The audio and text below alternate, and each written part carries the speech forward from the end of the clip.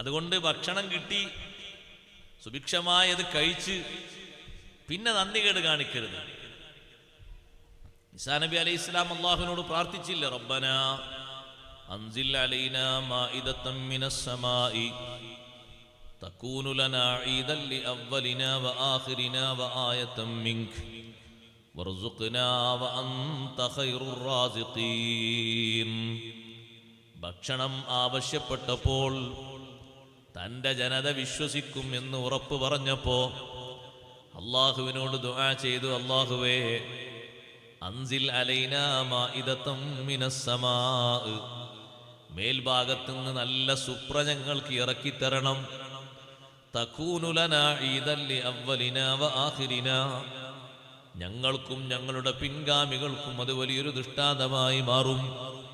ഞങ്ങൾക്ക് ഭക്ഷണം ഇറക്കിത്തന്നത് കണ്ട് ജീവിക്കുന്ന ആളുകൾ അടുത്ത തലമുറക്ക് ആ സന്ദേശം കൈമാറും. വർസുഖ്നാ വഅൻത ഖൈറുർ റാസിഖീൻ, ഞങ്ങൾക്ക് നീ നൽകണം. ഭക്ഷണം നൽകുന്നതിലും മറ്റ് വിഷയങ്ങൾ നൽകുന്നതിലും ഏറ്റവും വലിയ അത്യുത്തമനാണല്ലോ നീ. അള്ളാഹു പറഞ്ഞു, ഞാൻ ഭക്ഷണം ഇറക്കിത്തരാം, പക്ഷേ നിബന്ധന അംഗീകരിക്കണം.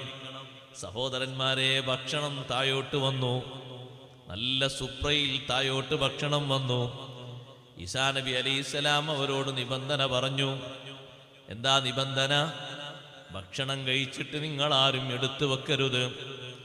ഭക്ഷണം കഴിച്ചിട്ട് ആവശ്യമുള്ളവർക്ക് നിങ്ങൾ കൊടുക്കണം.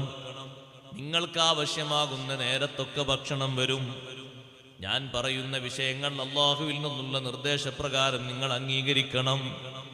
പക്ഷേ ആ ജനത പലതും അങ്ങ് നിരസിച്ചപ്പോ റബ്ബ് സുബ്ഹാനഹു വ തആല വലിയ ശിക്ഷ നൽകി, വലിയ പരീക്ഷണം നൽകിയിട്ട് അവരെ ശിക്ഷിച്ചു.